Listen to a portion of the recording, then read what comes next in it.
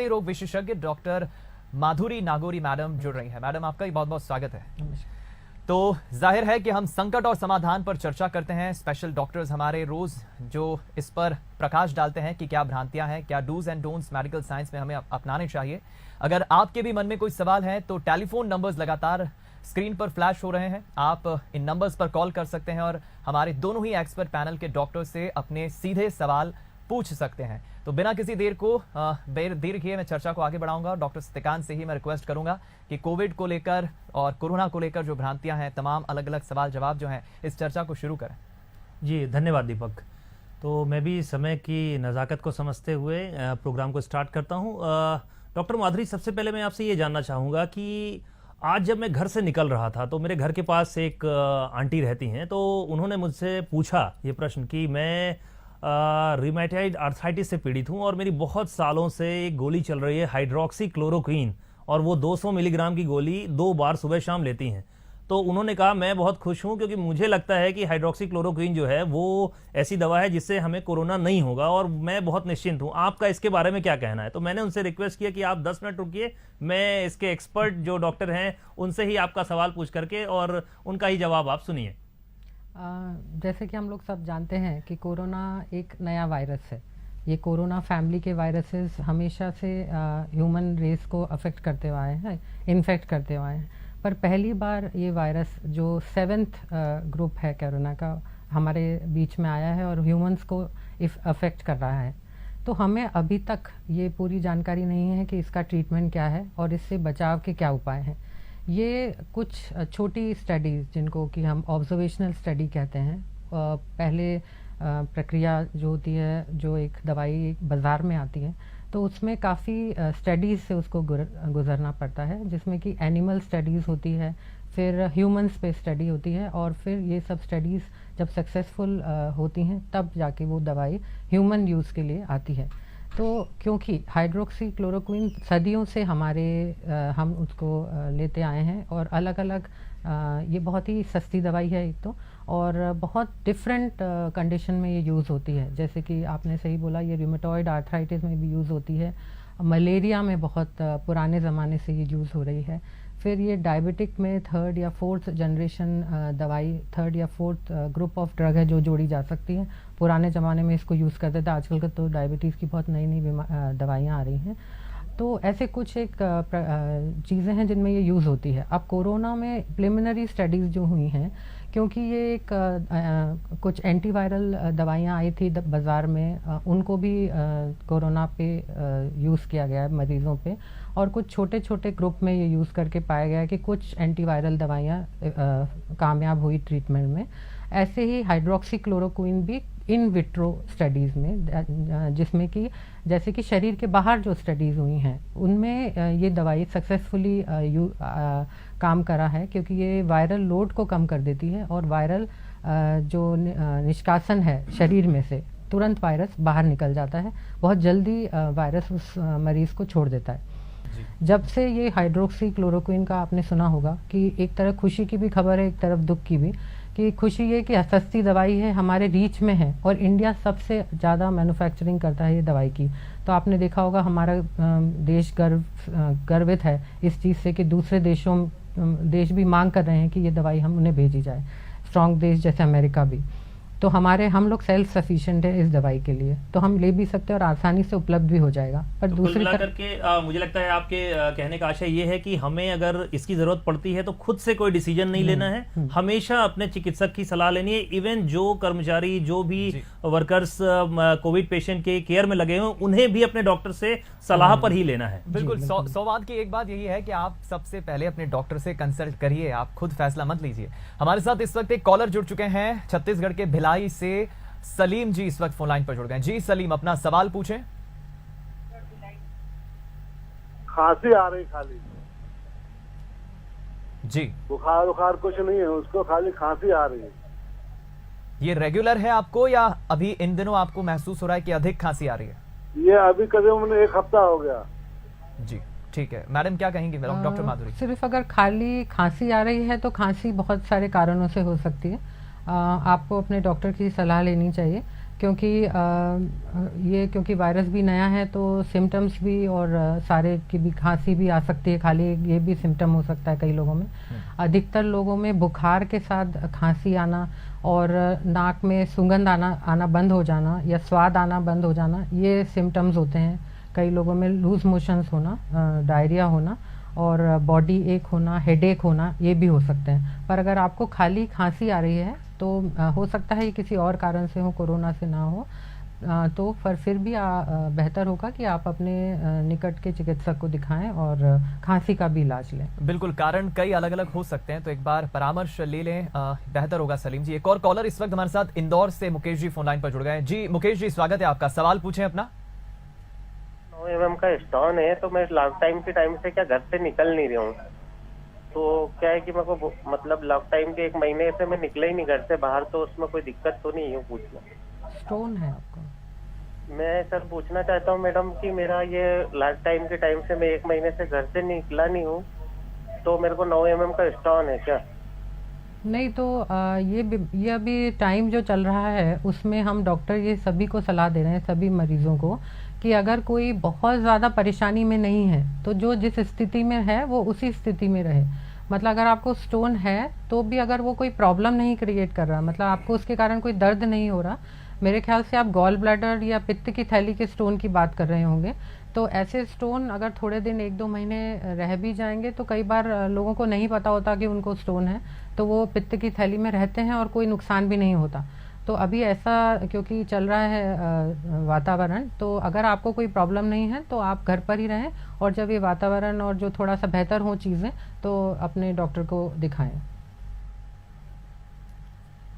जी doctor Satyakant जी, तो important बात यह है कि आपातकाल में ही आपको चिकित्सक को मिलना है। और दूसरी, सलीम जी के लिए ये इम्पॉर्टेंट बात मैडम ने बताई कि हमें इसका कोई भी फिक्स्ड पैटर्न नहीं है। ज़रूरी नहीं है कि एक क्लासिकल जो लक्षण हम पढ़ रहे हैं वो ही हो, तो बेहतर होगा कि आप किसी भी विशेषज्ञ से सलाह ले लें।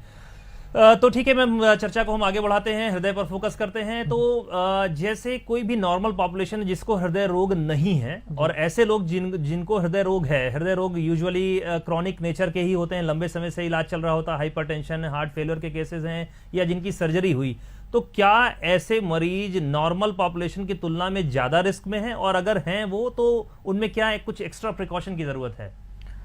हृदय रोग मरीज नॉर्मल पॉपुलेशन के अपेक्षा में ज़्यादा रिस्क पे तो नहीं है। रिस्क तो उतनी ही है, पर उनमें रिस्क ये है कि अगर एक बार इन्फेक्शन हो गया तो उसके जो परिणाम हैं वो बहुत ज़्यादा घातक हो सकते हैं।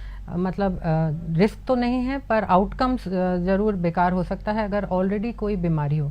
ये सिर्फ हृदय रोग पे ही लागू नहीं होता, ये कोई भी क्रॉनिक इलनेस, अगर पेशेंट को कोई भी पुरानी बीमारी है, जैसे कि सांस की बीमारी है या कैंसर की बीमारी है, डायबिटीज़ है, ब्लड प्रेशर है, हृदय रोग है, तो वो ज़्यादा रिस्क पे तो नहीं रहता। पर जब उसको अगर हो जाए, अगर ये इन्फेक्शन कोरोना वायरस उसको पकड़ ले, तो उसमें प्रॉब्लम होने के चांस ज़्यादा हो सकते हैं।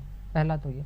और दूसरा, अगर हृदय रोगी है और उसको ये वायरस अगर इन्फेक्ट कर ले, तो उनमें ये हमको सावधानी रखनी पड़ेगी कि हमारी दवाइयाँ जो हम हृदय रोगों से संबंधित है उनको ना छोड़ें। भले ही हम ट्रीटमेंट लें, डॉक्टर को दिखाएं, पर अपने डॉक्टर को जब भी जाएं तो हम अपने साथ प्रिस्क्रिप्शन ले जाएं कि हम ये फला दवाइयाँ लेते हैं, और उन डॉक्टर को भी दिखाएं जो इस बीमारी का इलाज कर रहे हैं, और अपने हृदय रोग विशेषज्ञ से भी फ़ोन पे बात कर लें या कोई भी माध्यम आप जो सूटेबल समझें उनसे बात कर लें कि ये दोनों प्रॉब्लम है और मैं दवाइयाँ ले रहा हूँ, पर हृदय रोग की बीमारी की जो दवाइयाँ हैं वो कम ज़्यादा हो सकती हैं, पर कृपया बंद ना करें। बिल्कुल ठीक कहा आपने। इस वक्त एक और कॉलर हमारे साथ कसडोल से फोन लाइन पर जुड़ गए हैं, ऐश्वर्य साहू जी। ऐश्वर्य, अपना सवाल पूछे। मेरा सवाल सर ये है कि अगर किसी को कोरोना वायरस हो जाता है, उनको दोबारा फिर से वायरस होने के चांसेस रहते हैं क्या? हाँ, इसका भी अभी पूरा हमको ज्ञात नहीं है क्या वायरल सीक्वेंस क्या है ऑफ इन्फेक्शन। ये माना जाता है कि अगर वायरस एक मरीज को वायरस इन्फेक्ट कर देता है तो उसमें एंटीबॉडीज़ उत्पन्न हो जाती हैं, तो फिर शरीर में प्रतिरोधक क्षमता जो होता है, रोग प्रतिरोधक क्षमता जो होती है वो उत्पन्न हो जाती है, और वो दूसरी बार जब इन्फेक्शन होता है तो वो उससे लड़ता है। पर ये क्योंकि एक नया वायरस है तो पूरी जानकारी तो अभी इसमें नहीं जुट पाई है, पर ऐसा ज़रूर मेरा अनुमान रहेगा कि जो एक बार इन्फेक्ट हो जाए वो या तो दोबारा नहीं होगा, और अगर होगा भी उस मरीज़ को दोबारा इन्फेक्शन, तो वो उसका जो मात्रा और जो उसका प्रभाव है वो कम होगा, वो जल्दी ठीक हो जाएंगे। जी डॉक्टर सत्यकांत। जी तो मैडम आगे मैं जानना चाहूँगा कि जैसे इस समय बहुत सारे पेशेंट जो हैं रेगुलर आपके पास फॉलोअप में आते रहे होंगे, 15 दिन, 20 दिन, 1 महीने, 4 महीने, 6 महीने, तो ऐसे में कहीं ना कहीं जो हमारा आवागमन भी बंद है, यातायात की जो सुविधाएं हैं वो भी लॉकडाउन में बंद है, तो ऐसे में एक पेशेंट या उनके परिवार के सदस्यों को काफ़ी घबराहट होती है कि मैंने डॉक्टर को दिखाया नहीं, कहीं ये दवा कुछ कम ज़्यादा तो नहीं करनी थी। कई बार एंजाइटी की वजह से भी बीपी ऊपर नीचे हुआ, या उन्होंने एक कोई क्रॉस सेक्शनल, आजकल हर घर में मुझे लगता है इंस्ट्रूमेंट हो गए हैं ऑटोमेटिक, उन्होंने ये मेज़र किया, कहीं बढ़ा हुआ, तो बहुत सारी एंजाइटी में ऐसे पेशेंट्स आ जाते हैं। तो वो इस को कैसे डील करें? वो अपने डॉक्टर से 200 किलोमीटर, 400 किलोमीटर, 50 किलोमीटर दूर हैं और अभी आ भी नहीं सकते, और एक ये भी फियर है कि हम अस्पताल में जाएंगे तो हमें इन्फेक्शन भी हो सकता है। तो ऐसे में उन मरीजों को और उनके परिवार को आप क्या सलाह देना चाहेंगी?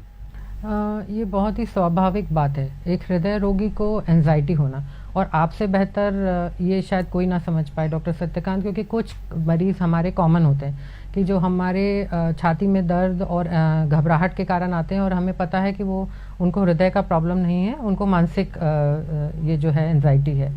तो और क्योंकि वो समय समय पर डॉक्टर को दिखाने आते हैं तो उनकी एंजाइटी थोड़ी कम हो जाती है, पर क्योंकि अभी समय ऐसा चल रहा है जिसमें हम सलाह देते हैं कि रूटीन तौर पे कि अगर कोई प्रॉब्लम ना हो तो जो रूटीन चेकअप हम हर बार हेल्थ चेकअप कराते हैं, मरीज़ आते हैं उनका कुछ जांचें करवाते हैं, तो वो हम नहीं करवा पा रहे, तो उनसे उनको संतुष्टि होती है। एक बार वो जांच करा के जाते हैं तो उनको लगता है कि अब हमें कुछ नहीं होगा अगले 3 महीने, क्योंकि डॉक्टर साहब ने हमें 3 महीने बाद बुलाया। तो क्योंकि अब इस तरह का बीच बीच में जो संतुष्टि भरे वाक्य जो डॉक्टर के मिलना चाहिए, और जो ढांढस जो नॉर्मल जांचें बंधाती हैं वो नहीं मिलती हैं, तो बनी सी बात है कि एंजाइटी होगी। तो इस बात में मैं ये सलाह देना चाहूँगी, क्योंकि अभी समय थोड़ा परिवर्तित है तो हमें हर चीज़ को परिवर्तन देखना होगा। बाकी सारा जो ज़माना है वो देखिए आप वर्क फ्रॉम होम कर रहा है, पर मेडिकल फील्ड ही ऐसी है जहाँ पे हम बहुत ज़्यादा 100% वर्क फ्रॉम होम नहीं कर सकते, पर ये कुछ हद तक हम कर सकते हैं कि टेली मेडिसिन आजकल गवर्नमेंट ने उसको मान्यता दे दी है, या फिर व्हाट्सएप हर आदमी के पास होता है, फ़ोन होता है, हॉस्पिटल के नंबर पे फ़ोन लगा के डॉक्टर से बात कर सकते हैं। तो डॉक्टर आपको ढांढस बनाएंगे और आपका प्रिस्क्रिप्शन देखेंगे, आपसे पूछेंगे कोई लक्षण तो नहीं है, नए लक्षण, अगर ये सब ठीक है और आपको कोई अधिक प्रॉब्लम नहीं हो रही तो वही दवाई फिर से आप पुनः आप चालू रख सकते हैं, वही दवाई खरीद सकते हैं। कई बार मरीज ये भी पूछते हैं कि वो दवाई मिल नहीं रही है या वो ब्रांड नहीं मिल रहा है जो आपने लिखा है, तो मैं उस पर सलाह देना चाहूँगी कि वही दवाई, वो केमिस्ट को पता होता है कि सिर्फ कंपनी का नाम फ़र्क है, दवाई वही है, तो आप कोई भी ब्रांड की दवाई ले सकते हैं, पर कृपया दवाई लेना ना रोकिए अपनी। बिल्कुल, ये एक अच्छी बात है कि चाहे डॉक्टर आपका फिर चाहे दूर ही कितना क्यों ना हो, आप टेलीफोनिक एक बार कंसल्टेशन जरूर ले सकते हैं। एक और कॉलर इस वक्त हमारे साथ जुड़ गए हैं जो सवाल पूछना चाह रहे हैं। मनोहर जी देवास से जुड़ गए। जी मनोहर जी, अपना सवाल पूछें। सर मुझे 4 दिन से पतली नाक चल रही है, बार बार छींक आ रही है और एक घुटने में दर्द है। जी, आपकी उम्र कितनी है? 59। जी डॉक्टर माधुरी। घुटने में दर्द और एक नाक से छींक आना कोरोना के लक्षण नहीं लगते, आपको एलर्जी होगी शायद किसी चीज़ से, और घुटने में दर्द का कारण भिन्न भी हो सकता है। तो अगर बुखार नहीं है, खांसी नहीं है, सांस लेने में दिक्कत नहीं हो रही, ये सब लक्षण नहीं है, तो फिर आप निश्चिंत रहिए। पर थोड़े दिन तक, क्योंकि ठंडक मौसम का बदलाव है तो हो सकता है उस वजह से छींक आ रही होगी, तो थोड़ा सा निश्चिंत रहिए। पर अगर फिर भी ये बार बार हो रहा है तो एक बार अपने नज़दीकी डॉक्टर से जाकर मिल लीजिए। ये बहुत अच्छी बात आपने कही, क्योंकि भ्रांति है कि रेगुलर जो छींक आती है, खांसी आती है, वो एक अलग होती है, लेकिन ये कोरोना ने इतना डरा दिया है कि अगर मुझे छींक आ रही तो कहीं ये इसके सिम्टम तो नहीं है। ये बहुत अच्छा आपने आइडेंटिफिकेशन बताया मैडम। एक और कॉलर इस वक्त होशंगाबाद से जुड़ गए, शिव कुमार शर्मा जी। जी शिव, अपना सवाल पूछें। सर मेरा सवाल ये है, मैं हार्ट पेशेंट हूँ सर। अभी 2 साल पहले मेरा बंसल से ऑपरेट हुआ है, तो सर बचाव क्या करना चाहिए सर? बचाव के तौर में जैसे मैंने बताया कि अगर आपका सब कुछ ठीक चल रहा है और आप दवाइयाँ बराबर ले रहे हैं, और आप अभी तक मतलब ये बीमारी के शुरू होने से, पैंडेमिक शुरू होने से पहले तक लगातार जांच कराते आ रहे हैं, संपर्क में हैं डॉक्टर के, और उन्होंने दवाई लिख के दी गई हैं, तो आप वही दवाई लेते रहें। आप अभी दवाइयों में यहाँ आने की चेष्टा ना करें, पेशेंट दिखाने की चेष्टा ना करें अगर सब कुछ ठीक चल रहा है, क्योंकि घर पे रहना अभी बहुत ज़रूरी है। जैसे कि हमारे प्रधानमंत्री ने कहा सोशल डिस्टेंसिंग की ज़रूरत है हमको ये दवाई को माफ़ कीजिए बीमारी को हराने के लिए। तो इसीलिए ये ज़रूरी है कि आप घर पे ही रहें, और अगर कोई और प्रॉब्लम नहीं है तो वो दवाई लेते रहें। और आपको लगता है कि कुछ प्रॉब्लम लग रही है या कुछ भिन्न लग रहा है जो हमेशा नहीं होता, तो आप फ़ोन पे बात कर सकते हैं हॉस्पिटल के लैंडलाइन पे, और आप आना चाहें तो स्पेशल परमिशन देते हैं कलेक्टर और जो भी लोकल अथॉरिटीज़ हैं उनसे परमिशन लेके आप आ भी सकते हैं। चलिए, एक और कॉलर हमारे साथ चिरमिरी से फोन लाइन पर जुड़ गए। दिनेश जी, अपना सवाल पूछे। दिनेश जी। सर, मेरा सवाल ये है कि सर्दी भी नहीं है अपने को, ना खांसी है, ना कोई तकलीफ है, उसके बाद भी आज मैंने टीवी में देखा कि कोरोना का संक्रमित है वो व्यक्ति, ऐसा हो सकता है क्या?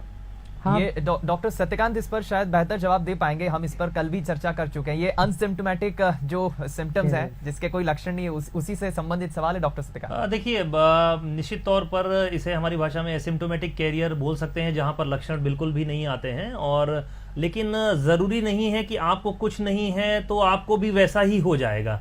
तो महत्वपूर्ण बात यह है कि जैसा कि अभी हम पिछले प्रश्नों में भी डिस्कस कर रहे थे कि जो एंजाइटी का कंपोनेंट है उसको कम करना होगा, और वो आता है हमेशा रिलायबल इंफॉर्मेशन पढ़ के।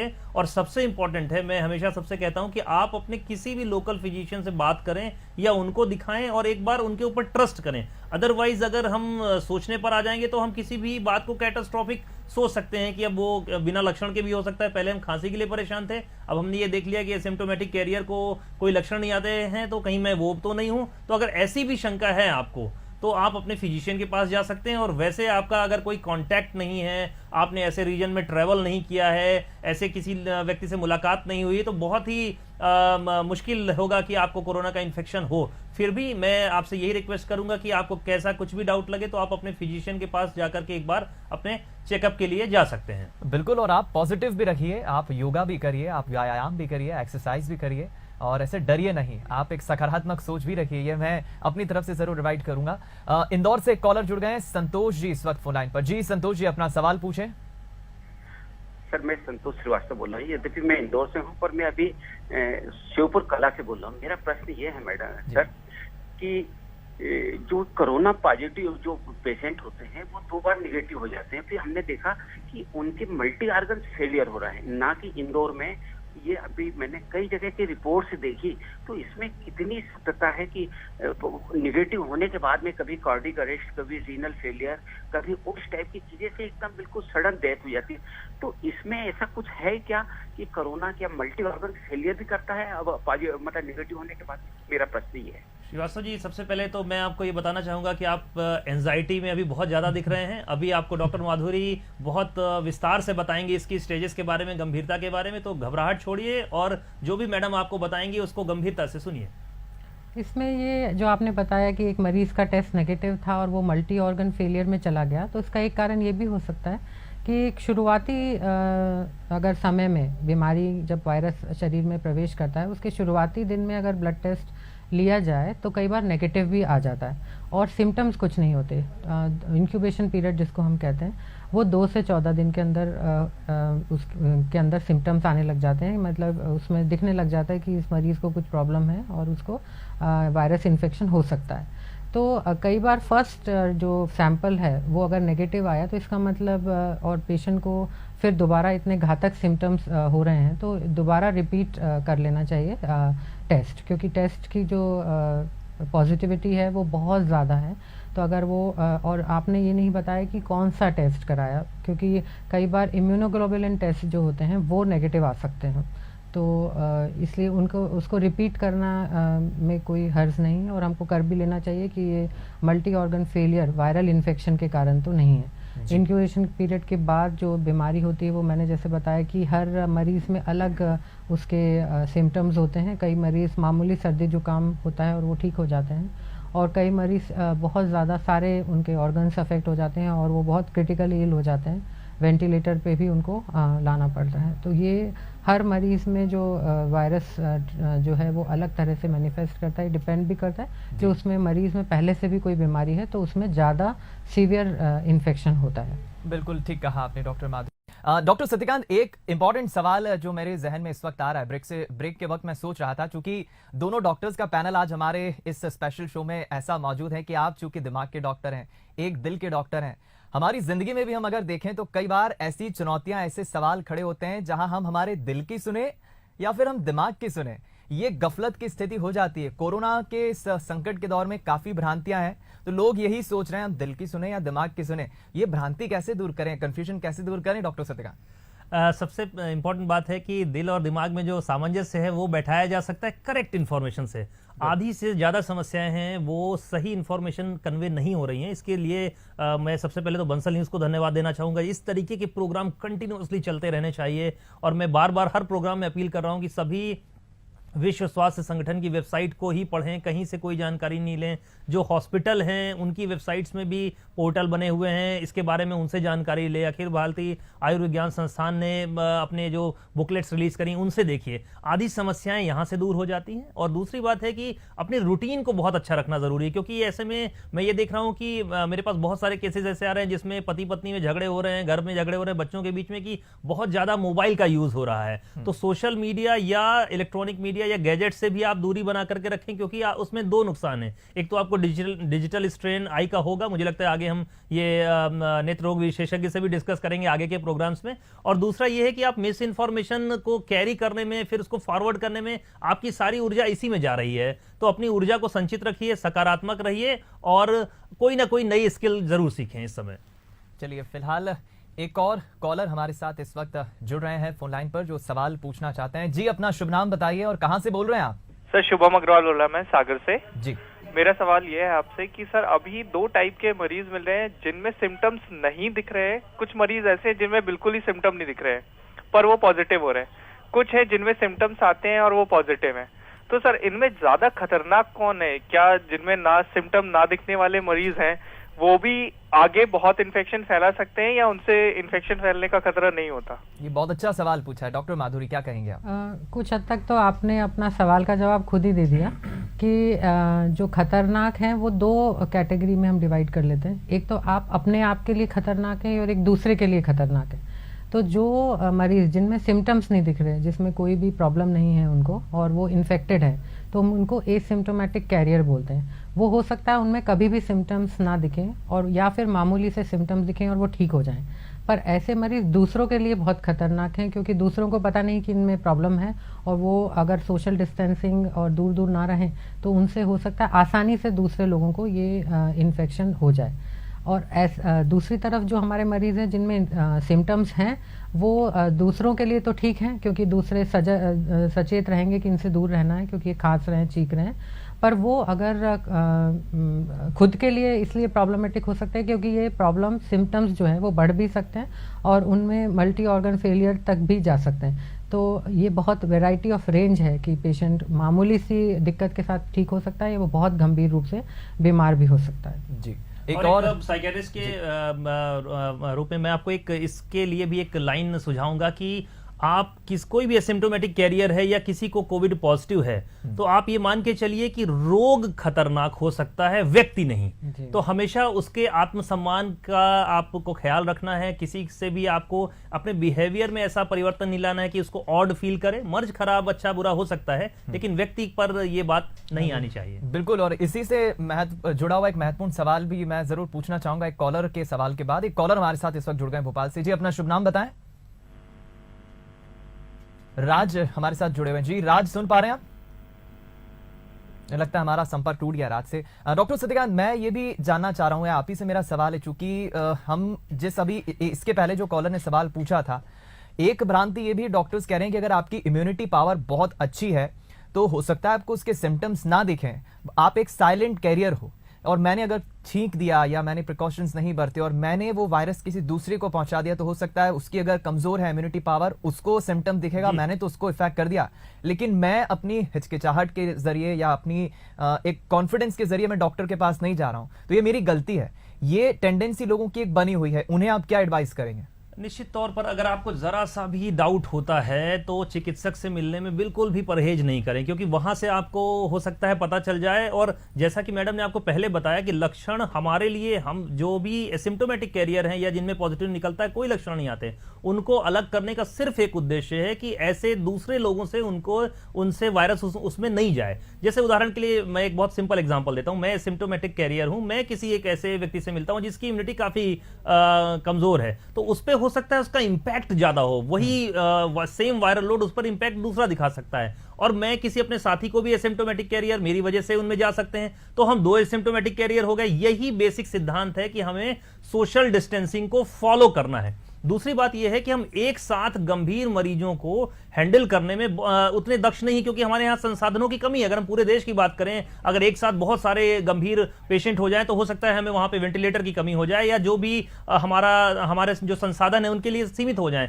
इसलिए हमें सोशल डिस्टेंसिंग को फॉलो करना है। यहाँ पे मैं मैडम की भी टिप्पणी चाहूंगा कि मैडम, मुझे व्यक्तिगत रूप से ऐसा लगता है कि जैसे सोशल डिस्टेंसिंग जो शब्द है उसको रिप्लेस कर देना चाहिए फिजिकल डिस्टेंसिंग से। कहीं ना कहीं लोग सोशल डिस्टेंसिंग को, जो हमारे यहाँ शैक्षणिक स्तर है, जो हमारे यहाँ विवेक है, उससे कहीं ना कहीं मुझे ऐसा व्यक्तिगत रूप से फील होता है कि ये शब्द अगर फिजिकल डिस्टेंसिंग होता है तो ज्यादा इफेक्टिव हो सकता था। कहीं ना कहीं कुछ कंसेप्ट समझने में लोगों को समझ नहीं पा रहे हैं। ये आपने बिल्कुल ठीक कहा।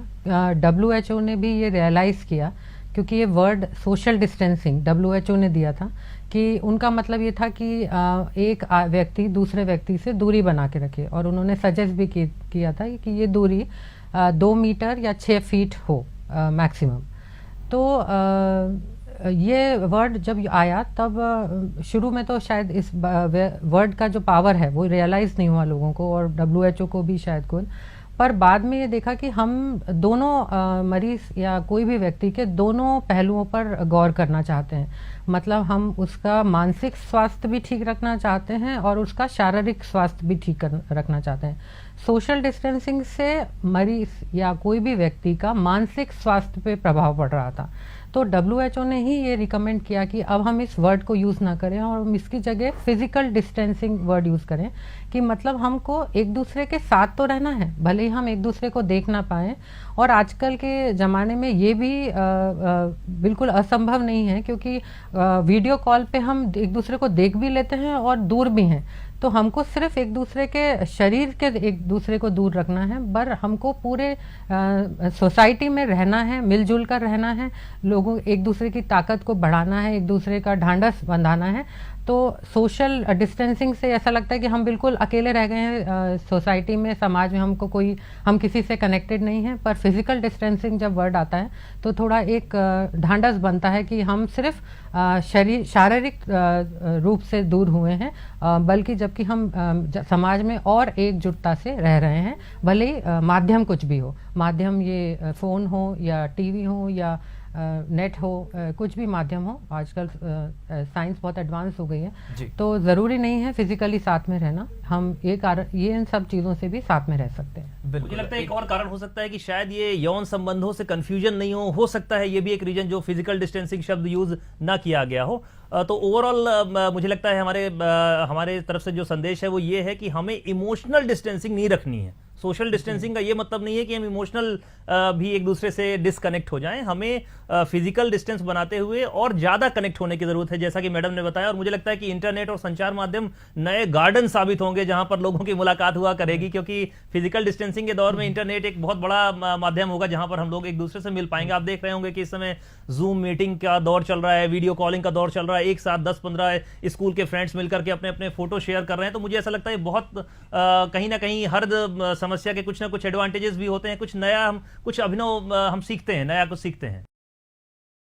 बिल्कुल। और यहाँ पर एक महत्वपूर्ण सवाल जो है और मेरे जहन में उभर रहा है, डॉक्टर सत्यकांत, अच्छी बात यह है कि आज ही मैं स्वास्थ्य मंत्रालय की प्रेस कॉन्फ्रेंस सुन रहा था। गृह मंत्रालय के और स्वास्थ्य मंत्रालय के जो जॉइंट सेक्रेटरी है रोजाना प्रेस कॉन्फ्रेंस कर रहे हैं।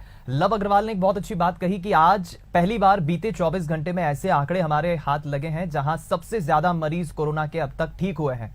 अब तक की बात करें तो करीब 700 कुछ मरीज ऐसे हैं जो 24 घंटे में ठीक हुए हैं, सबसे बड़ा आंकड़ा है। ये खुशी हमें राहत पहुंचाती है। हम देख रहे हैं कि कुछ ऐसे दर्शक होते हैं जो खबर देखते हैं कि यार वहां पर उस शहर में इतने कोरोना पेशेंट्स मिले, तो उनके माइंडसेट में एक नेगेटिव थॉट आता है, घबरा जाते हैं।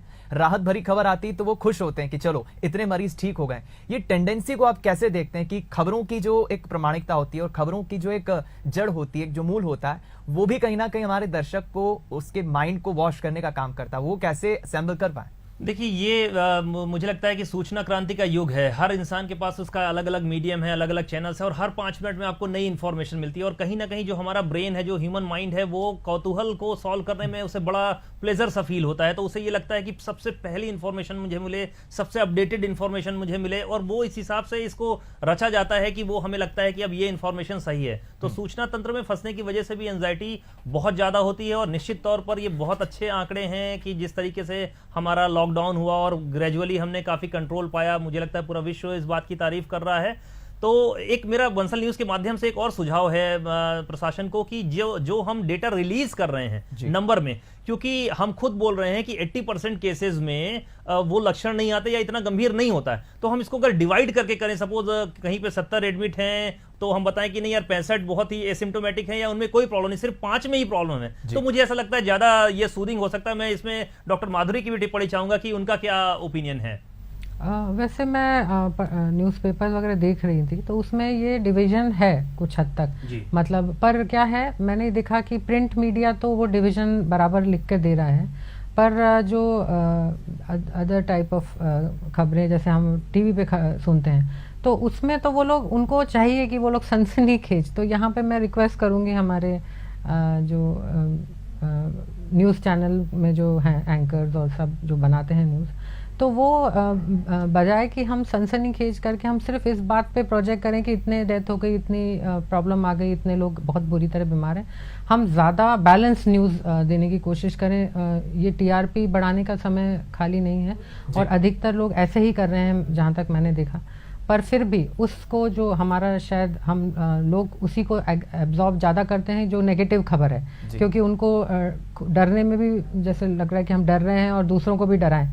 तो ये है कि हमको वो बैलेंस न्यूज़ प्रेजेंटेशन है कि सिर्फ हम ये दिखाएं, जैसे इन पेपर में डिवीजन करके लिखा जा रहा है कि इतने ठीक हुए, इतना डेथ हुई और इतने टोटल मरीज थे, वैसे ही कहीं ना कहीं जब हम न्यूज़ प्रेजेंटर्स होते हैं वो भी शायद अगर इस टाइप से दिखाएं और उसको बहुत ज़्यादा स्ट्रेस ना करें कि इतना सीरियसली लें, तो मतलब एक बात को कहने के अलग अलग तरीके हो सकते हैं। तो या तो आप बहुत बुरी, या बहुत स्ट्रेस करके बताएं, या बहुत अच्छी बात को बहुत स्ट्रेस करके बताएं। तो ये हम लोगों के हाथ में ही है, तो हम सब मिलजुल कर ही ये ठीक कर पाएंगे। और मैं जितना समझता हूं कि अखबार जरूर एक प्रामाणिकता के साथ रखते हैं, लेकिन चूंकि मैं अपने 7 साल के जर्नलिज्म के पत्रकारिता के अनुभव के बूते पर बात करूं, तो बंसल न्यूज ऐसी खबरों को कभी नहीं दिखाता जो सनसनीखेज हो, या फिर ऐसी खबरों को बंसल न्यूज कभी प्रकाशित या ब्रॉडकास्ट टेलीकास्ट नहीं करता जो दर्शकों के जहन में इंपैक्ट या नेगेटिव इंपैक्ट छोड़े। खबरों की प्रामाणिकता के लिए बंसल न्यूज की यह विशेषता रही है दूसरे रीजनल चैनल्स के मुकाबले कि वो शालीनता की डिबेट में विश्वास रखता है, खबरों की प्रामाणिकता पर विश्वास रखता है, और यही कारण है कि दर्शकों का प्यार जो है बंसल न्यूज को लगातार इस तरह से मिल रहा है। और इसी के साथ अब स्पेशल सेगमेंट की इस बातचीत को मैं विराम दूंगा। डॉक्टर माधुरी और डॉक्टर सत्यकांत, आप पधारे और तमाम सवाल जवाब आपने हमारे दूर किए, भ्रांतियां दूर की।